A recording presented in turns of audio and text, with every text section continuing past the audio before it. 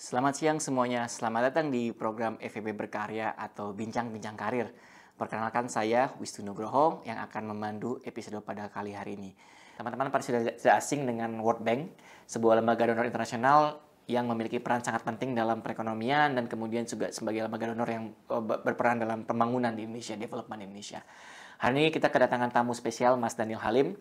Beliau adalah ahli ekonomi mikro terapan yang saat ini bekerja di East Asia Pacific Chief Economist Office atau EAPC, yang sebelumnya juga bekerja di kelompok gender Bank Dunia, lalu kemudian berkarir juga di MENA countries melalui World Bank.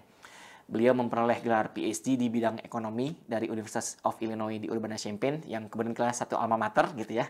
Makanya kita saling kenal. Dan sebelum bergabung di Gender Group atau kemudian di APC, Mas Daniel juga konsultan di Bank Dunia East Asia Pacific Gender Innovation Lab, di mana banyak penelitian beliau terkait dengan penelitian inferensial tentang peran pengasuhan anak pada pekerjaan ibu dan kemudian proyek evaluasi dampak dari program pemerintah berskala besar untuk mengurangi migrasi tidak berdokumen atau undocumented immigrant. Saat ini Mas Daniel tertarik penelitian seputar pembangunan, tenaga kerja, pendidikan, dan ekonomi gender. Dan pada kesempatan kali ini kita sangat bersyukur beliau mau membahas mengenai tentang Inside the World Bank, Mastering Research and Navigating Career Tips and Tricks.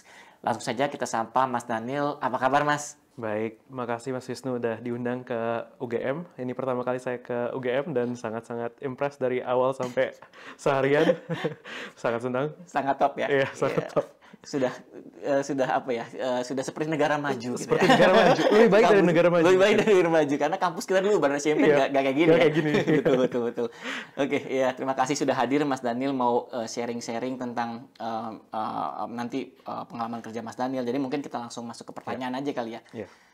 Gimana sih awal mula perjalanan karir Mas Daniel dari lulus PhD di Urbana-Champaign terus sampai kemudian end up di World Bank gitu, di Bank Dunia, khususnya misalkan ke Asia Pasifik gitu. Biasanya orang teman-teman tuh ke World Bank yang Jakarta dulu gitu. Nah, gimana coba bisa ceritakan nggak seperti apa? Jadi memang waktu pertama kali tahu tentang World Bank, waktu masih PhD, masih jadi mahasiswa gitu, mendengar nama World Bank kayaknya asing banget ya. Jadi kayak sesuatu yang kayak kayaknya mungkin nggak bisa masuk gitu kan, susah ya masuknya gitu kan. Karena memang kalau buat entry point-nya juga kalau misalnya kita ngeliat di website gitu kan, kemungkinan besar mereka minimal butuh master. Jadi kan kayak udah jiper duluan kan sebelum masuk gitu. Nah jadi memang waktu awalnya itu kebetulan banget waktu lagi PhD, terus waktu itu lagi summer, terus memang ada opening untuk research project mengenai Indonesia dan mengenai gender economics. Waktu itu saya belum pernah ngerjain tentang gender sebelumnya. Jadi itu tiba-tiba masuk gara-gara pernah ngerjain tentang Indonesia dan pernah berhubungan sama data yang memang sangat akan dipakai di research project tersebut. Nah, jadi dimulainya itu dengan kalau di World Bank ada nama kontraknya Short Term Consultancy atau STC. Jadi waktu itu saya ngejalanin itu selama summer, terus kemudian karena kayak sukses, lumayan proyeknya lanjut terus, jadi akhirnya lanjut terus sampai akhirnya waktu saya udah lulus PhD. Biasanya kan kalau di Amerika kita ada namanya job market. Betul. Saya skip job market, sama sekali nggak pergi ke job market. Saya langsung apply ke World Bank di Washington DC. Dan kebetulan waktu itu ada opening di Global Gender Unit. Nah, disitulah saya boleh masuk. Dan kemudian kurang lebih berkarir di situ kurang lebih hampir 3 tahun. Sebelum akhirnya kalau di World Bank itu seperti PNS global. Jadi kita harus rotasi juga.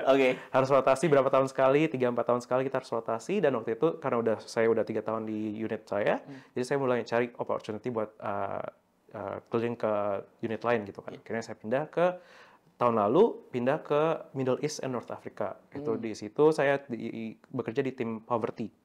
Poverty and Equity. Saya bantu juga Chief Economist di region itu. Nah kemudian baru tahun ini 2 minggu lalu saya mulai lanjut lagi di East Asia Pacific Chief Economist Office yang base di Malaysia. Jadi berarti statusnya sih kalau yang sekarang udah nggak STC berarti ya, udah permanen ya? Iya, udah jadi staff. Sudah staff World Bank, makanya kemudian modelnya adalah muter. Karena saya juga dulu beberapa kali STC memang muter, tapi muternya karena kontrak per kontrak. Gitu. Beda sekali gitu ya.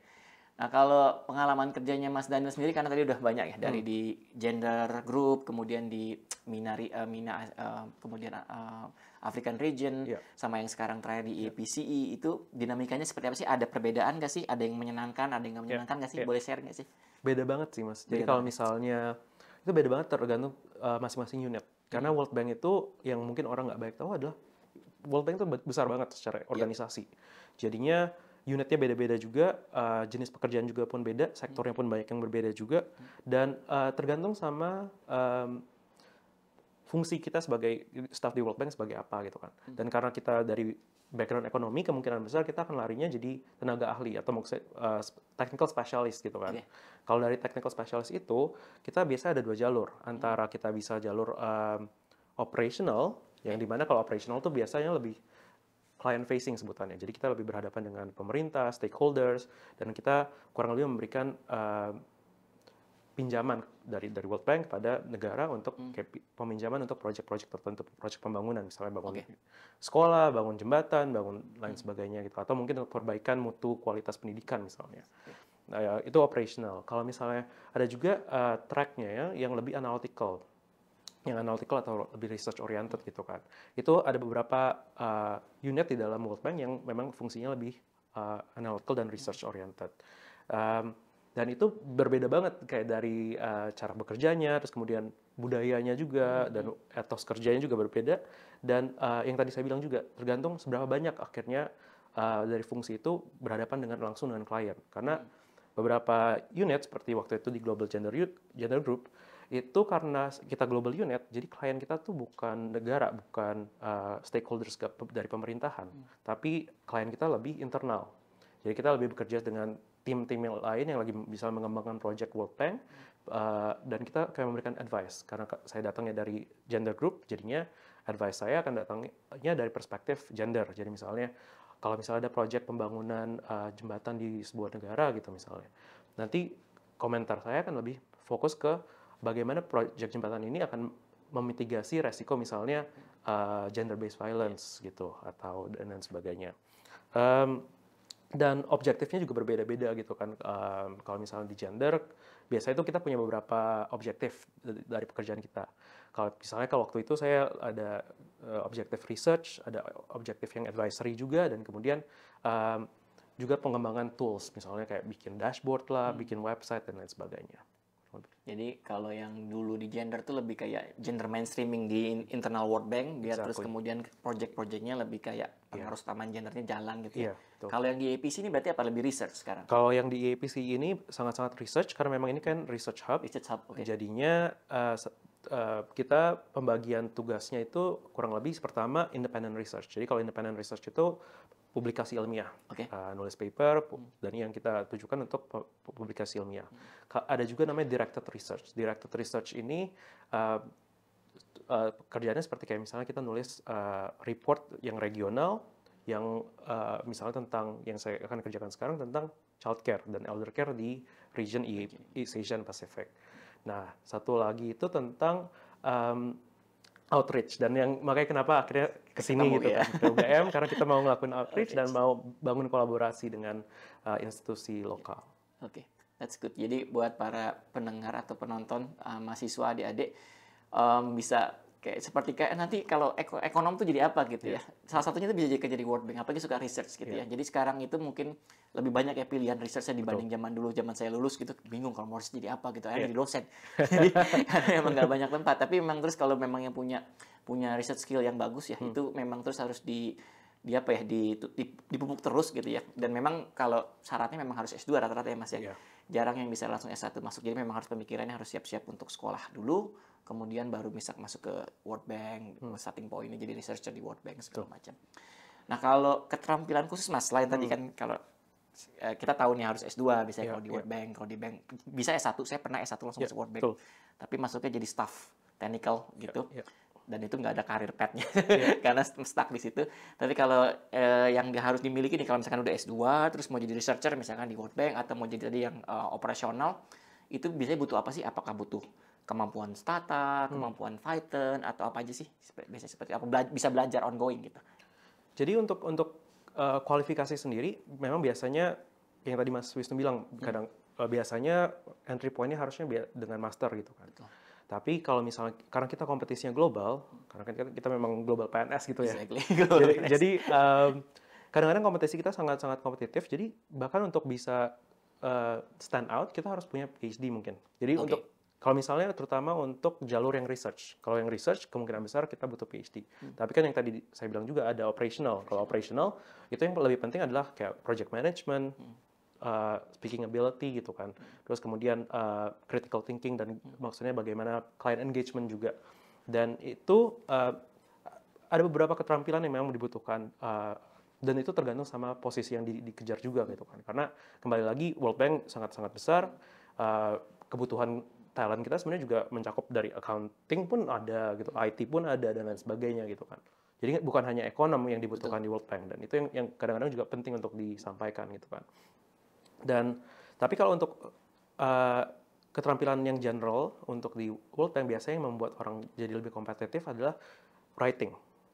Writing sangat penting karena kita document oriented institusinya, banyak dokumen, banyak email dan lain sebagainya, dan itu kan juga berarti kita harus gimana cara menulis secara concise dan jelas gitu kan.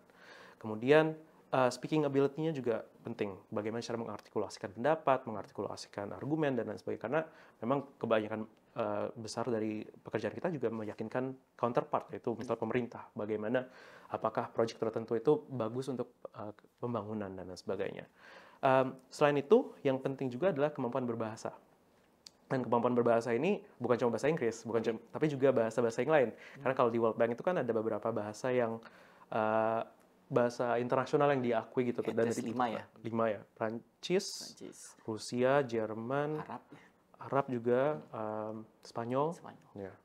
Jadi kalau misalnya punya kemampuan berbahasa, jadi nilai lebih ya? Nilai lebih. Karena untuk beberapa daerah, misalnya kayak Afrika, beberapa negara di Afrika hanya bisa kalau bisa berbahasa Prancis misalnya. Oke. Jadi sebenarnya kalau kita summary-in itu sebenarnya ke arah dua hal ya, creative thinking dan kemudian bahasa. Creative thinking dalam bentuk tulisan, kemudian dalam bentuk public speaking.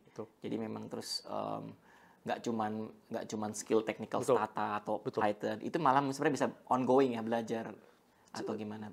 Tapi kalau untuk tergantung pekerjaannya ya, betul. Kalau misalnya pekerjaan yang kayak misalnya di research team gitu, kemungkinan besar coding skills, technical skills itu sangat-sangat penting. Betul. Jadi kayak misalnya dan biasanya yang kita harapkan itu ketika masuk World Bank, jarang kita ekspektasi ada on the job learning. Biasanya kita ekspektasinya udah jago gitu kan. Udah jago coding, udah bisa kalau bisa Stata, bisa R, sekarang juga ada Python gitu kan. Dan kalau bisa machine learning pun itu jadi nilai tambah. Geospasial juga. Jadi semakin banyak, terutama untuk entry point yang di level baru lulus gitu ya. Itu yang paling bisa dijual adalah technical skills. Betul. Terutama kayak misalnya pemahaman tentang economic theory, terus habis itu bagaimana cara literature review dan lain sebagainya, itu sangat-sangat penting sih, Mas. Oke. Terima kasih. Ya, jadi betul ya. Jadi memang starting point saya juga mulainya dari situ. Dari saya bisa entry World Bank atau terus dari S1 ya, karena simply orang percaya saya bisa Stata terus kayak I can do like anything like in a day, for example like that. Terus kemudian dapat pekerjaan. Nah kalau sekarang nih Mas, saya mau tanya, di kan Mas Daniel di Asia Pasifik ya, banyak nggak sih orang Indonesia yang kemudian di World Bank Asia Pasifik? Jujur sedikit. Oke. Jadi kalau misalnya kita di Asia Pasifik itu, bahkan di Asia Pasifik, cuma saya salah satunya orang Indonesia. Oh no. Iya. Jadi karena mungkin yang jadi masalah adalah memang secara keseluruhan World Bank itu populasi staf Indonesianya agak kurang. Ya? Kita kalau yang di DC ya basisnya ya itu kurang lebih hanya sekitar 80 sampai 100-an. Oke. Dari jumlah total pegawai mungkin sampai 5.000-an gitu kan. Itu yang memang masih kurang sekali. Dan kendalanya ya mungkin karena black box juga gitu, World Bank gimana cara masuknya dan lain sebagainya gitu kan. Jadi informasi sih memang salah satu yang jadi kendala. Padahal kalau untuk secara talent dan kualifikasi, kalau misalnya dengan adanya LPDP sekarang kan sebenarnya banyak banget dengan kualifikasi yang sudah sangat mencukupi gitu. Saya pikir pengalaman saya ya, pengalaman saya sama teman-teman bank di DC, sama teman-teman ADB, anak-anak Indonesia nggak pernah kalah sih, tapi memang simply kita nggak tahu kayak where's the entry point biasanya. Terus biasanya settle dengan hal-hal yang mudah. Udah masuk Bank Mandiri aja selesai. Sekarang tuh masuk BI udah that's enough. Tapi sebenarnya kalau mereka aim tinggi kayak misalnya I wanna be like a global PNS misalkan World Bank, mungkin terus akhirnya bisa kayak career path-nya lebih baik. Kalau sekarang nih Mas, zaman sekarang nih, kita tahu misalkan role World Bank mulai kayak bagi-bagi nih sama ADB, sama kemudian role-nya bagi-bagi sama ada ADBI, kemudian sama ada bank saya lupa dari Mina tuh mereka punya konsultasi grup juga. karir di Bank Dunia ini masih seperti dulu yang kayak sangat baik gitu ya, sangat on the track atau sangat kemudian luas, atau sekarang sudah mulai menyempit ke specialty topik-topik tertentu? Kalau ya saya jujur masih cukup bentar di World Bank, jadi Oke. mungkin pengalamannya belum sampai sejauh itu untuk kayak bisa bilang kayak historically ya gitu, kayak seperti apa di World Bank. Cuma kalau yang saya bisa bilang bahwa dari percakapan saya dengan teman-teman yang udah lama, mentor-mentor di World Bank lainnya, yang saya selalu senang dengar dari mereka adalah di World Bank itu karena luas cakupannya dan sektornya pun banyak dan regionnya pun banyak, jadi kayak kita bisa selalu reinvent ourselves di dalam World Bank. Kita tinggal walaupun di unit yang sama, di sektor yang sama, kalau kita pindah region tantangannya berbeda. Misalnya waktu itu saya sempat kerja di MENA, Middle East and North Africa, dan tantangan di situ adalah data. Datanya ada tapi nggak di-share. Dan itu ternyata susah banget karena kita harus challenge-nya berarti benar-benar kayak meyakinkan pemerintah gimana negosiasi untuk mendapatkan data gitu kan. Sementara kalau di East Asia gitu sebenarnya datanya, terutama di Indonesia ya. Indonesia kita cukup banyak kaya datanya sebenarnya. Memang nggak sebanyak di Amerika mungkin, tapi kalau dibandingkan dengan negara lain kita tergolong cukup Ya. terbuka. Ya. Jadi walaupun di sektor yang sama pun sebenarnya bisa reinvent gitu. Tapi kita juga bisa pindah karena kan misalnya kalau kita Mas Winston dan saya kan applied micro gitu.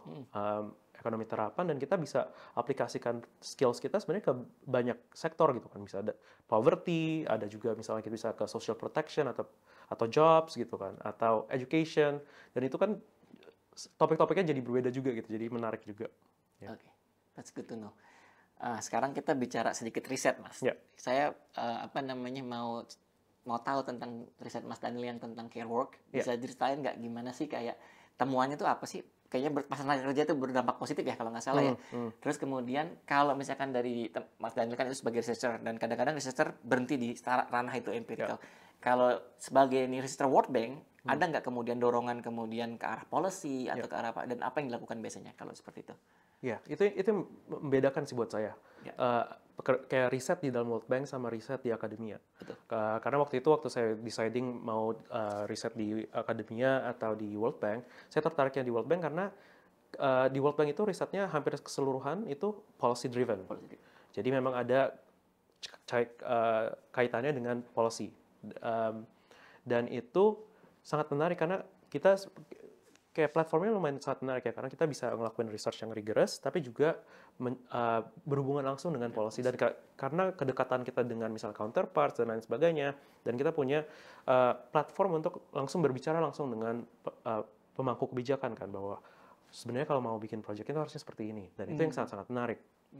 Kalau tadi mengenai tentang childcare gitu ya, memang salah satu riset yang waktu itu saya buat itu literature review. Kita ngelakuin literature review tentang childcare di negara low income dan middle income.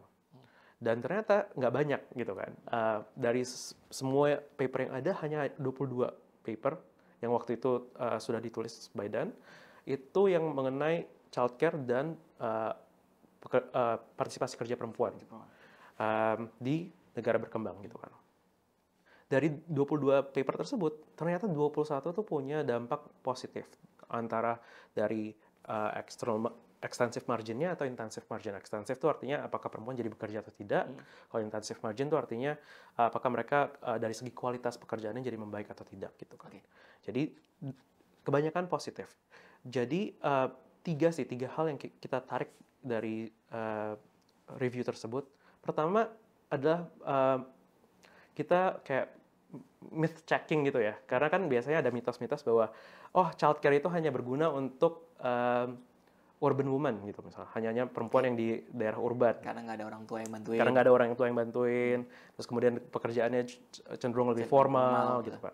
Ternyata salah satu yang kita temukan adalah bahkan di rural areas pun ternyata cukup berguna gitu childcare, dan dampaknya positif. Ada contoh dari India di mana diterapkan childcare worker-nya itu datang ke rumah-rumah, dan ternyata hasilnya positif, berdampak positif buat partisipasi kerja perempuan.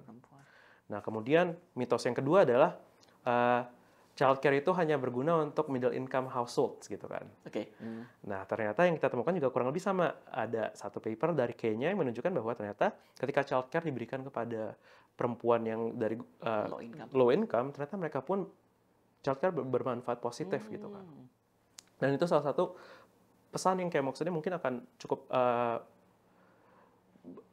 berbeda daripada pandangan sebelumnya gitu kan. Dan yang ketiga itu cukup menarik karena ini mungkin akan menarik buat implementasi program childcare. Yang ketiga ini adalah mengenai modalitas dari childcare itu berpengaruh terhadap dampaknya, siapa yang mendapatkan manfaatnya. Karena childcare itu kan bisa bermanfaat bagi anak maupun ibu gitu kan. Nah, kalau misalnya ada contoh dari Ekuador di mana mereka memberikan childcare-nya itu ada pekerja childcare ini datang ke rumah masing-masing, terus kemudian orang tua harus hadir di tempat. Dan ternyata itu bermanfaat bagi anak, tapi berdampak buruk bagi partisipasi kerja perempuan. Karena harus nungguin gitu. Sementara kalau misalnya sifatnya modalitasnya itu daycare center gitu, di fasilitas drop off, itu bermanfaat buat anak dan ibu. Jadi modalitas itu sangat penting juga, dan jadi kayak gimana cara desainnya projectnya itu sangat penting. Ya, menarik ya, karena kalau di Indonesia sendiri kan masih model yang pertama ya, ada sitter yang datang atau kemudian nanny yang datang, walaupun banyak juga yang kemudian staying at the same household gitu ya, untuk memudahkan nggak perpindahan. Jadi ternyata temuannya malah kalau daycare malah lebih baik buat ibunya karena lebih bebas ya. Kapan dia punya waktu untuk drop off, dia drop off, kemudian dia bisa langsung kerja. Kalau nungguin berarti dia harus nunggu punya waktu. Betul. Menarik sekali. Nah, kalau gini nih, berarti Mas Daniel udah melakukan riset, sudah policy driven ke pemerintah. Terus tugas kampus apa, Mas? Untuk collab atau apa ya? Apa yang kita bisa misalkan kayak universitas ini kan akademisi, walaupun sebenarnya kita riset murni, tapi kan sebenarnya juga kita mau policy driven ya. Kalau apa sih yang Mas Daniel pikirin kalau kampus tuh bisa ngapain sih kalau? Kalau menurut saya pertama adalah World Bank kita nggak sepenuhnya riset. Dan alokasi staff dan waktu staff yang bisa dialokasikan untuk riset itu nggak sebanyak di akademisi. Dan itu yang jadi memang penting sebenarnya kolaborasi antara misalnya World Bank dan akademisi. Karena akademisi kan memang full time-nya, nature-nya memang untuk riset gitu kan. Dan mungkin kolaborasi ini harus dibangun karena sumbernya sebenarnya dari akademisi, kemudian kan memang kalau policy makers mungkin mereka nggak bisa langsung proses informasinya secara keseluruhan dari paper segala macam. Dan itu makanya kalau misalnya ada feeding in gitu dari akademisi ke World Bank dan kemudian dari karena World Bank kebetulan sering berhubungan langsung dengan pemangku kebijakan karena mungkin ada project lending dan lain sebagainya, itu jadi kayak ada flow of information-nya kan. Dan tapi yang satu hal lagi adalah menurut saya inisiatif seperti ini sangat-sangat baik karena maksudnya satu hal yang saya rasa adalah selain menulis paper, selain risetnya sendiri, substansinya sendiri, diseminasinya itu juga sangat penting. Terus kemudian mengenal audiensnya juga sangat penting, dan kebutuhan audiens seperti apa gitu kan. Dan packagingnya seperti apa juga. Karena kalau misalnya paper 30-40 halaman, siapa yang baca? Saya juga nggak baca. Saya juga nggak baca. Saya sekarang pakai Esite. Menggunakan AI untuk bantuin baca. Jadi udah dirangkum. Jadi kalau misalnya kemasannya lebih menarik kan betul. bisa lebih diterima kan. Itu ide dasarnya LEM ini kan sebenarnya berusaha untuk mendiseminasikan banyak hasil-hasil yang kemudian di Menara Gading gitu ya, kemudian lebih membumi yang ke masyarakat umum bisa konsumsi gitu. Intinya sebetulnya seperti itu. Nah, mungkin ini adalah pertanyaan terakhir, pas nih mau 30 menit ya, Mas. Targetnya 30 menit. Pertanyaan terakhir saya adalah ada pesan atau buat mahasiswa ini kan ini mahasiswa semua nih. Ini akan lulus sebentar lagi, buat mereka mau jadi peneliti gitu ataupun nggak peneliti gitu untuk anak-anak FEB UGM ini, pesannya apa, Mas? Tips dan triknya apa menjadi ekonom yang kemudian atau akuntan bisa juga boleh akuntan yang berdampak gitu ya, nggak cuma sekedar apa ya, kalau saya bilang hidup, sekolah, terus kemudian kerja, terus mati. Gitu. Kebanyakan kan manusia seperti itu ya.